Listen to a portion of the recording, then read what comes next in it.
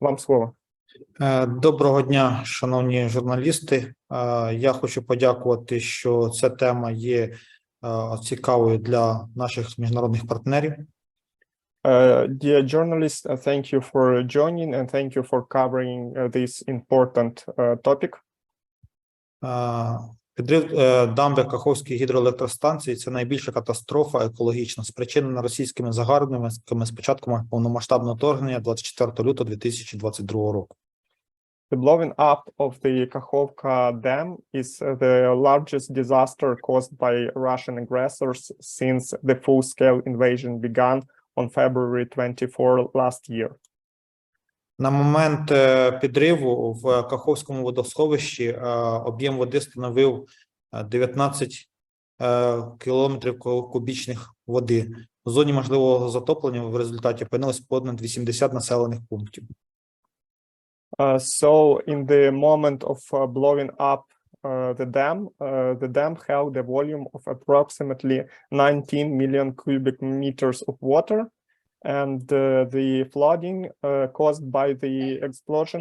Well, thank you very much for joining this thing for our test call. My name is Anna Schmidt. Just a second, sorry. Of Ukraine. Nice to see all of you. Just let's give some more minutes for other participants to join our link right now. Yep. I'm sorry for that. So the flooding caused by the explosion might cause the inundation of 80 settlements downstream.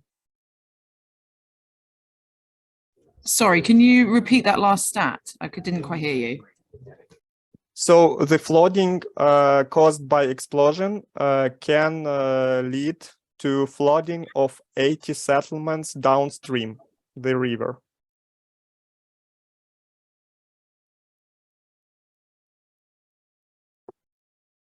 Продовжуємо. В результаті підриву щонайменше 150 тонн мастил вже потрапили до річки Дніпро. Це призведе до погіршення якості води та накопичення розповсюдження у ній токсинів. At least 150 tons of oil from destroyed Kakhovka hydropower plant have already leaked into the Dnipro River. This will lead to a deterioration in water quality. Крім того, до води потрапили тверді побутові відходи і продукти життєдіяльності людей. Apart on top of that, because of flooding, construction waste and waste from sewer leaked into the river because of high water. За нашими спостереженнями, під загрозою зникнення знаходиться 9 об'єктів смарагдової мережі та 5 рамсарських угідь. Because of the catastrophe, 9 sites from the Emerald Network and 5 Ramsar sites. These are sites, natural protected areas protected by international law. These sites are under threat and in the affected zone. Крім того, під загрозою повного знищення біля 160 тисяч тварин, представників тваринного світу і близько 20 тисяч представників пташиного світу.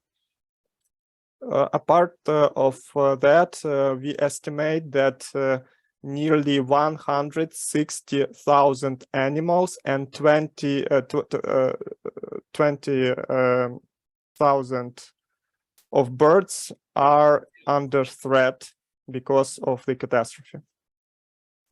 Вся ситуація ускладнюється тим, що більша частина затоплення припадає на лівий берег, який окупований російськими терористами, і які не дають змоги проводити ні можливості спасати людей, ні можливості спасати території і тварин.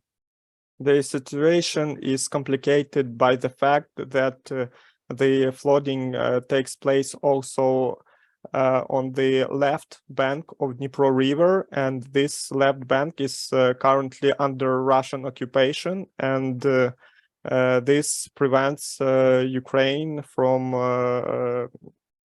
holding rescue operations there. Крім того, під затопленням потрапили національні природні парки, на території яких росли і жили унікальні види тварин і рослин, унікальні для південного регіону. So because of the dam breach, areas of national nature parks have been flooded, and this causes irreparable damage to flora and fauna in these national parks. І в зв'язку з тим, що вони були занесені до Червоної книги, тобто перебували під особливою охороною, є ризики, що ми можемо деякі види втратити назавжди. Some of these species are very rare. They are listed in the Red Book of Ukraine and endemic to this area. So there is a risk that we will lose this species forever. Крім того, вже розпочався масовий мор риби, що несе загрозу епідеміологічній ситуації. Also, we already can observe the mass death of fish because of draining of the Kakhovka water reservoir. And actually, it poses a great risk of ecological, environmental catastrophe and spread of toxins. Крім того, десятки тисяч земель зараз знаходяться в затопленні, і від швидкості течії багато ґрунтів змивається, родючий шар ґрунту змивається. Відповідно, це також несе загрозу по втраті ґрунтового покриву і необхідності в подальшому багато років для відновлення цієї території. So tens of thousands of arable lands have been flooded, and because of the stream, high velocity of the stream, the higher layer of soils has been flooded away because of the flood, and it means that we will not be able to cultivate agricultural plants on this soil for many years ahead. З метою боротьби з цією стихією урядом України на сьогоднішній день створений координаційний штаб, куди входять представники міністерств, відомств, і кожен день щогодини відбуваються роботи, моніторинги стану водних ресурсів, моніторинги стану підтоплення, і працюють бригади, які спасають тварин, людей.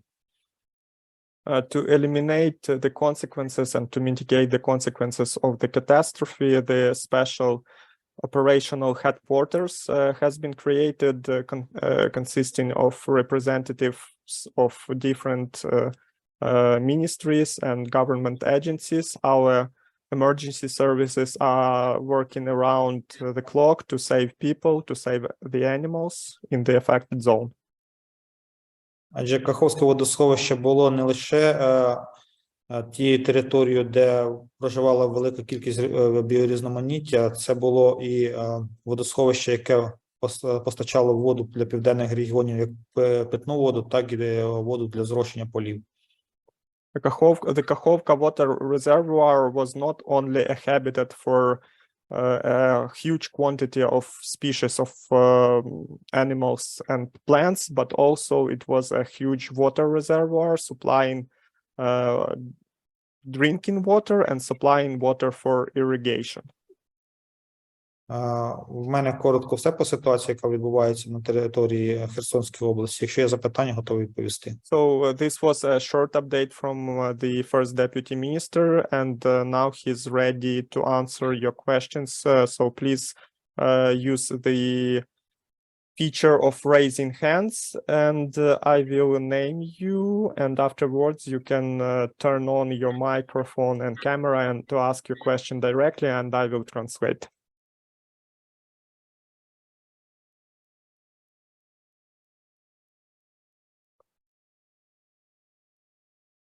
Hey, James. Hi, thanks so much. My name is James Deneen from New Scientist. You mentioned that rare species have been affected by the flooding. Can you say specifically which species of animals have been threatened or impacted by the flooding? Thank you. Отже, питання від Джеймса Дінена, журналіста з наукового журналу The Science, і він запитує, що ви згадували, що рідкісні види тварин знаходяться під загрозою знищення. Чи можете ви навести конкретні приклади видів, які знаходяться під загрозою через катастрофу? На території національних природних парків було близько 60 видів представників тваринного світу, які занесені до Червоної книги України. Це, зокрема, і представники парнокопитних, це, зокрема, представники і гризунів, це і представники, це плазуни, комахи. Тому що зараз з ними відбувається, і вони саме були типові для південних регіонів. Що зараз з ними відбувається, ми не розуміємо, тому що території цих національних парків затоплені. So around 60 species of rare animals had habitats in the area that was affected, and among these species are mammals, and other animals. And actually, dear James, if possible, I will follow up in writing, because my English is not so good to translate all the species. So I will send you this information additionally. Ми домовились, що я надішлю письмово прямо з конкретні види тварин. Thank you. Yes, dear Lori. Hi, thank you. This is Lori Hinnant from Associated Press. I would love to also have a copy of the list of animals if possible. I was wondering if you could talk a little bit more about the risks to drinking water and irrigation with the reservoir going down. When will the effects of that water draining away start to show, or has it shown already, especially for the agriculture and for the drinking water reservoirs? Чи можете ви трохи детальніше розповісти про ризики і для постачання питної води, і постачання води для сільського господарства? Саме чи вже проявляються ці наслідки через катастрофу, чи вони будуть проявлятися в майбутньому? Ці наслідки будуть проявлятися в майбутньому, оскільки водозабор зменшується, і ми дійдемо до тієї точки, коли вода не зможе поставлятися до населених пунктів південного регіону. Зокрема, це стосується міста Миколаїв, це стосується Кривого Рогу, ще ряду населених пунктів, які забирали водопостачання, було з Каховського водосховища. So the consequences will be felt in the nearest future. So water intake points for such settlements as the city of Mykolaiv and the city of Kryvyi Rih were situated on the Kakhovka water reservoir, and with the rapid decrease in water level and drop of water level in the reservoir, these water intake points will be above the water level, and this will make the water intake impossible for these cities. So we will feel these consequences in the coming period of time. Крім того, через Північно-Кримський канал води Дніпра поставлялися на півострів Крим, який на сьогоднішній день є окупованим. Through the northern Crimean Canal, waters from the Kakhovka reservoir were transferred to the temporarily occupied Crimea. І враховуючи, що південь України є посушливим, більшість територій отримували воду для поливу полів, для вирощування сільськогосподарських культур. So the climate conditions in the southern region of Ukraine are quite arid, and agricultural fields and all the plantations got water for irrigation from the Kakhovka reservoir. З метою забезпечення людей водою урядом України в понеділок, зразу після підриву, були прийняті ряд відповідних рішень, і є моменти, що ті люди, які знаходяться на підконтрольній території, ми зможемо їх забезпечити водою. So one of the first priorities of the government of Ukraine was to ensure supply of water to Ukrainians, and from the first day of the catastrophe, the government took the appropriate measures. So now we can we are sure that we will be able to provide drinking water to Разом з тим, Ukrainians. на підконтрольній території буде Okay. So we will be Ukraine will be able to provide water to Ukrainians that live on the territory that currently is controlled by Ukraine's government. Разом з тим, на непідконтрольній території будуть проблеми з постачанням води, адже допуску українських фахівців до цих територій на сьогоднішній день, на жаль, немає.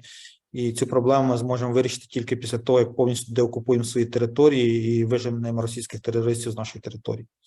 But we predict that there might be huge problems with water supply on the territories that are currently occupied by Russians, because there will be no access of Ukrainian experts to these territories to repair the systems and to ensure the water supply until these territories are liberated by Ukraine.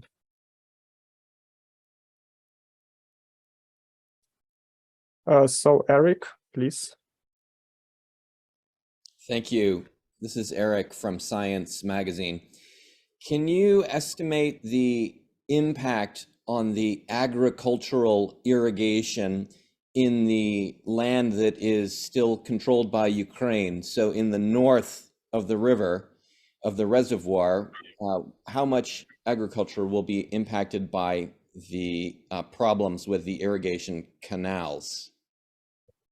Отже, в Еріка теж питання про зрошувальні землі саме на північ від Дніпра, тобто на тих територіях, які контролюються українським урядом. Яким ви оцінюєте буде вплив катастрофи на зрошення саме в цьому регіоні? Там, де були підтоплені території, ми оцінюємо, що вплив буде мати, тому що, ще раз говорю, буде йти змив ґрунту. І в зв'язку з тим, що в воду попало дуже багато, потрапила і мастила, потрапили і тверді побутові відходи, потрапили і інші хімічні речовини, ми прогнозуємо, що ці землі можуть бути забрудненими і їх не можна буде найближчим часом використовувати. Але знову ж таки сказано. So firstly, the lands in the northern part, northern bank of Dnipro that are currently occupied, that are currently controlled by Ukraine, will be affected, especially those territories that are underwater right now because of flooding.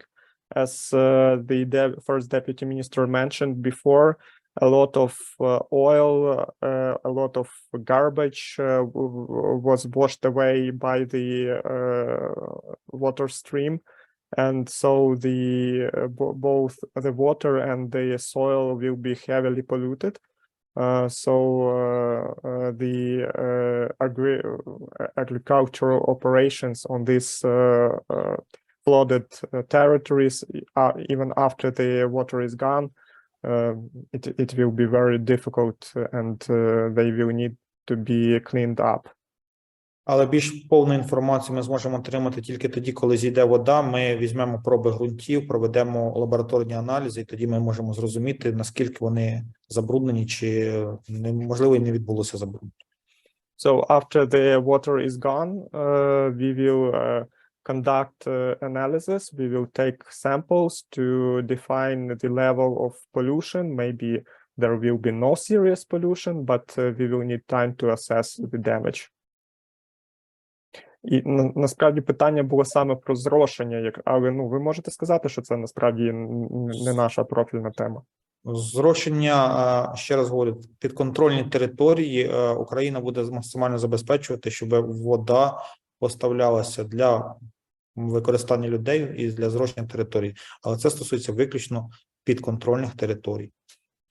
And the first deputy minister reassures that Ukraine will do everything possible to ensure the water supply both for Ukrainian population and for the needs of irrigation in the areas that are under government's control.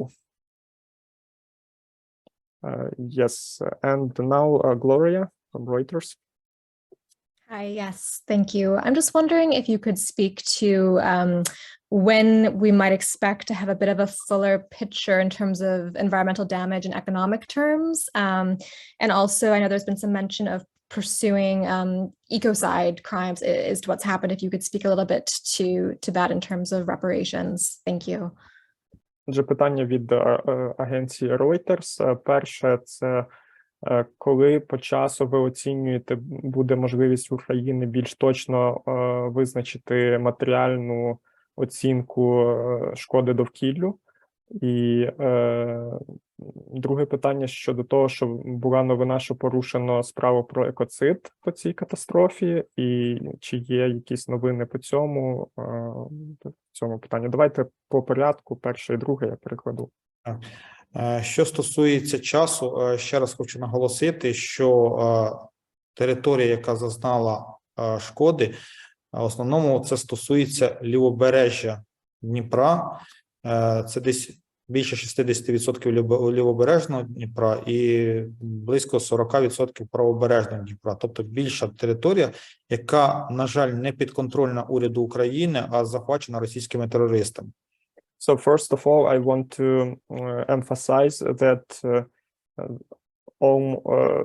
more than a half, approximately 60% of the affected area, of an area affected by the catastrophe is actually on the left bank of the Dnipro River that is currently occupied by Russians. And approximately 40% is on the right bank that is controlled by Ukraine. That's why the first issue is to liberate this at the left bank of Dnipro in order to assess the damage.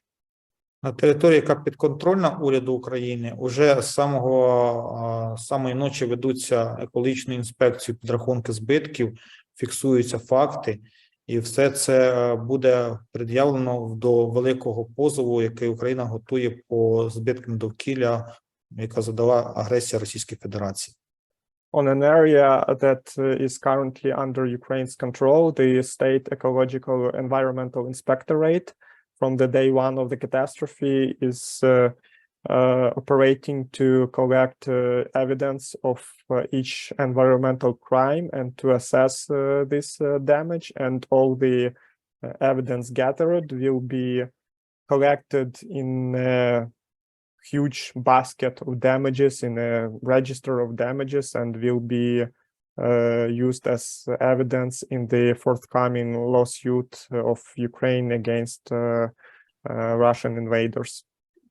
Роботи ускладнюються тим, що терористи російські не припиняють вогню, і іноді, на жаль, наші екологічні інспектора, ті, хто обраховують збитки, не можуть доступитися.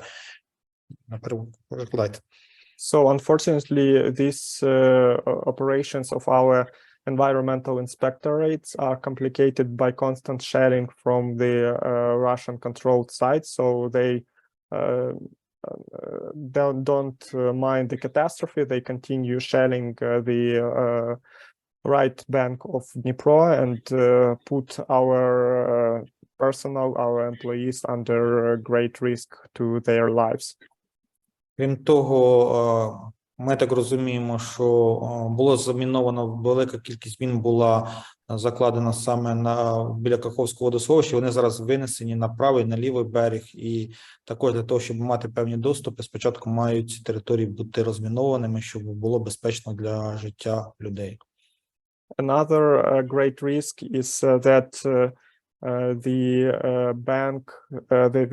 left bank of the Kakhovka water reservoir and left bank of Dnipro, controlled by Russia, was heavily mined, and all these landmines were washed away by the water into the river, and they ended up in quite unexpected places. So that's why currently it's very dangerous to try to even go in the affected areas because mines can be everywhere. Що стосується лівого берегу Дніпра, в зв'язку з тим, що він під окупацією, там дуже важко проводити заходи по нарахуванню шкоди, збитків, тому що у нас немає, на жаль, доступу до тієї території. And as we don't have access to the left bank of the Dnipro River, it's almost impossible to conduct any work on assessing environmental damage there. І друге питання було по екоциду, які є, можливо, новини.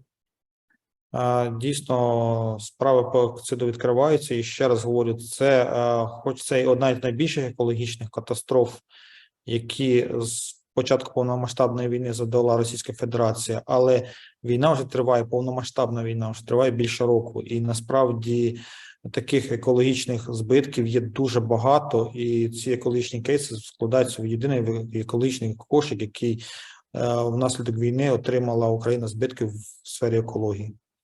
Yes, you are right. The Ukrainian law enforcement agencies have launched an investigation under the article of ecocide regarding the destruction and blowing up of the Kakhovka Dam. But I want to remind you that the war, full-scale war, started almost a year and a half ago, and actually we do have a lot of cases of environmental crimes, and this is so far the largest, the biggest one, the most impactful, but still it's not the only one, and we will do everything to collect evidence and to put all these crimes to try to get compensation for the damage from the aggressor country. Yes, and now James. Yes, thanks. My question, before the dam was breached, was the dam already used for flood control on the river? And could there be more flooding in the future without the dam? James, can you please repeat? Because actually I don't follow the logic. Was the dam on the river, in the event of like a heavy rain, for example, did the dam already serve to prevent floods further downstream? And without the dam, if there were to be a heavy rain on the river or high waters, could there be more flooding? I got it. Отже, питання від, мабуть, журналіста, який не дуже обізнаний з українською географією. Суть в тому, що він запитує, чи до вибуху Каховська дамба використовувалась для регулювання повеней і паводків. І, типу, як ви очікуєте, що будуть ці повені та паводки регулюватися в майбутньому, якщо дамба зруйнована? Каховське водосховище є одним із водосховищ в каскаді Дніпровських водосховищ. So the Kakhovka water reservoir and the Kakhovka dam is one of many dams and reservoirs on the Dnipro River in Ukraine. І відповідно, дійсно, Каховське водосховище забезпечувало регулювання проходження води. So yes, indeed, before the blowing up by Russian terrorists, the dam of Kakhovka power plant was used to regulate the water flow and to mitigate possible floodings. Тому регулювання буде забезпечуватися за рахунок інших водосховищ, інших дамб, які на сьогоднішній день є непошкодженими і які знаходяться під контролем української влади. In the future, this flood regulation will be held and will be realized by by other dams that are located upstream the river and are under Ukraine's government control. Thank you.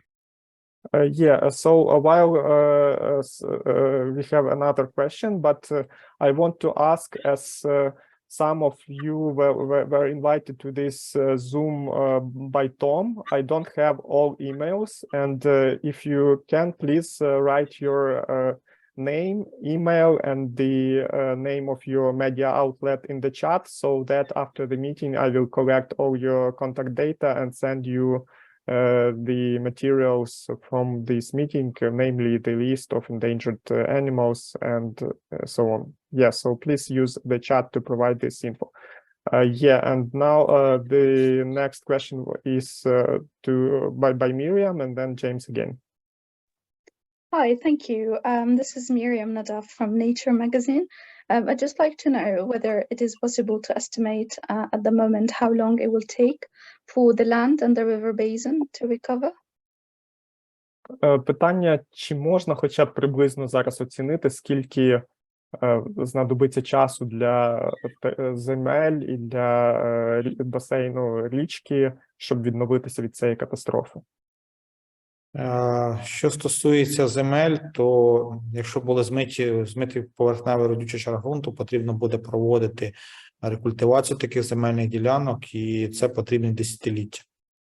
As to the land, as to the soil surface, if the higher surface of soil was washed away by the water, we will need to recultivate these areas, and it will take decades of years to complete this.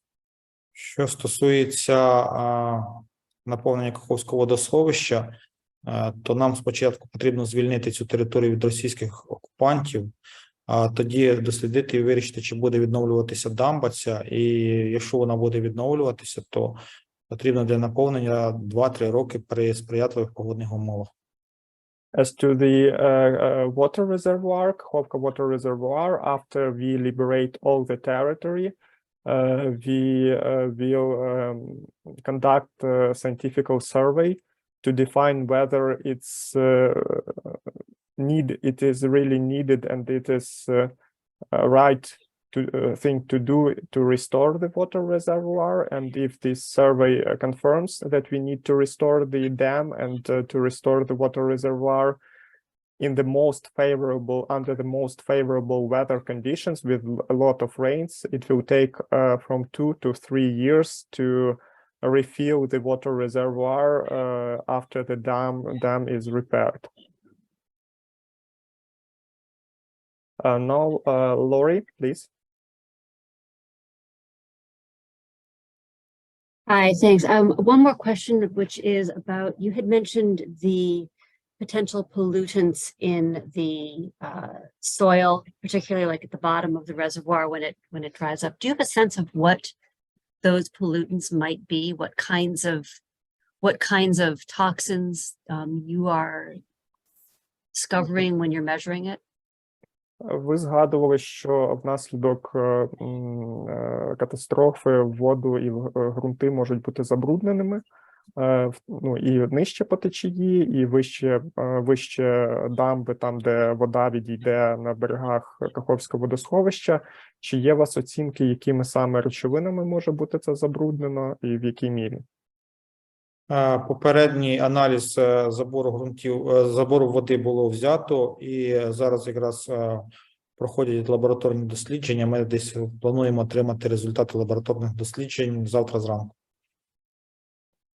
We already took some water samples after the catastrophe, and the preliminary results of these water samples we will get tomorrow. So my proposition is that we collected all your contact data, and we will be in touch to update you on the list of pollutants and the level of pollutions.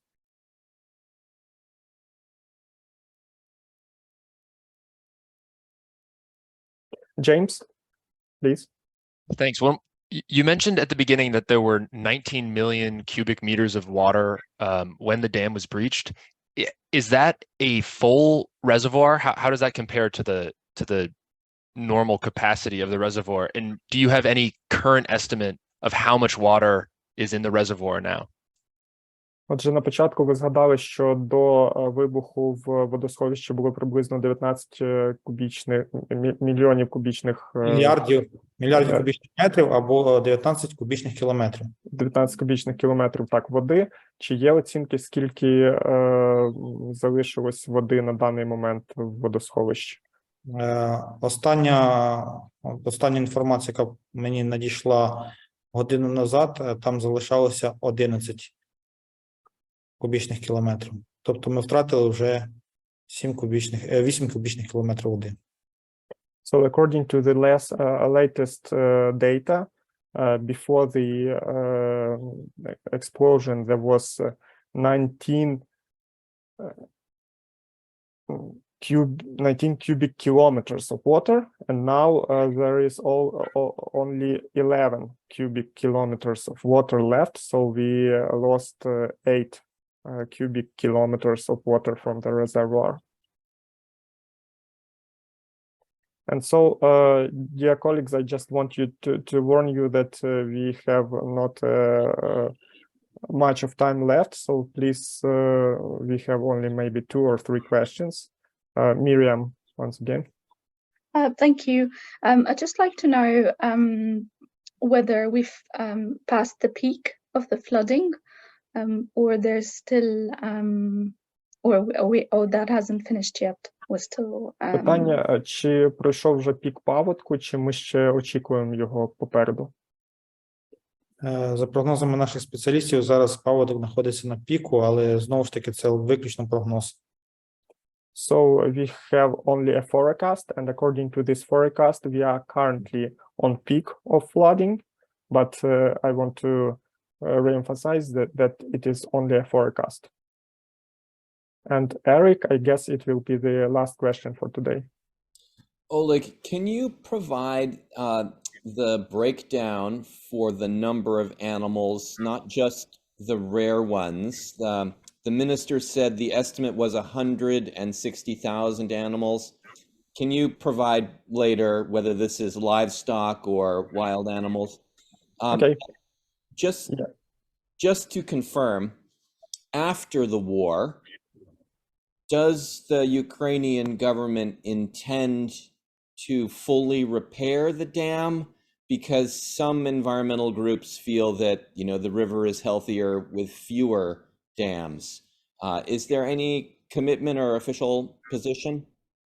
Отже, фактично, перше питання уточнююче, чи ми зможемо надати більш детальну інформацію щодо цих 160 тисяч тварин, чи це включають диких тварин, чи це і домашніх тварин, тобто більш детальну інформацію по цій цифрі. Ну, це після заходу, не обов'язково зараз. І друге... Я хочу просто уточнити ще раз, щоб не було непорозумінь. 60 видів, але ці види нараховували 160 тисяч особин. Це стосується виключно диких тварин. Okay, so the estimate of about animals is that 60 species of wild animals, and the population of these 60 species was approximately 160,000. So yeah, just to make sure it's wild animals. Але сюди відносяться також і плазуни, ми говоримо і про плазунів, і про павуків, тобто це не тільки великі тварини. But it's not only about mammals, so it's about all kinds of types of animals, including some big insects or reptilia. So yeah, we will send some more information. І друге питання було фактично повторенням того, що ви вже сказали, чи планує, чи зараз в Україні є розуміння, чи буде дамба відновлюватись, тому що деякі експерти з довкілля говорять, що не потрібно відновлювати дамбу і що річці буде краще без дамби. Хочу ще раз повторити, що ми маємо спочатку деокупувати територію, провести аналізи, а тоді прийняти зважене рішення.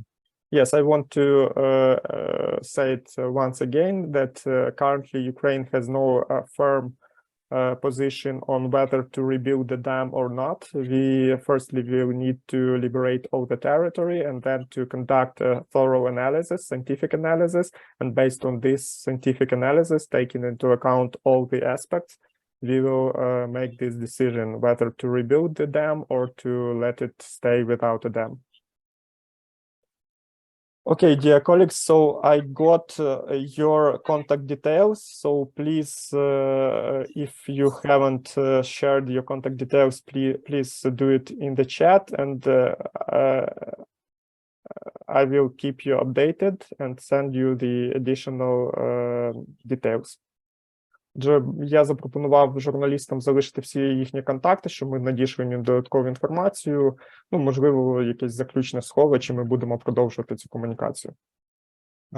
Ну, заключне слово, ще раз хочу подякувати. Я надіюся, що Україна спільно з нашими міжнародними партнерами поборе і цей негаразд, і ми вийдемо ще більш сильнішими. Хочу подякувати за ту підтримку, яку надають ваші країни Україні, і обов'язково Україна буде і далі комунікувати та розказувати ті злочини, які вчиняє Російська Федерація проти довкілля, проти людей.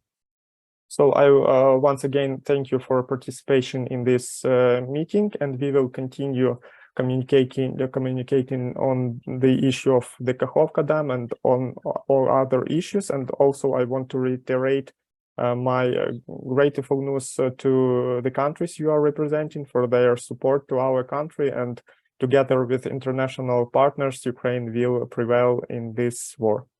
Thank you for your attention.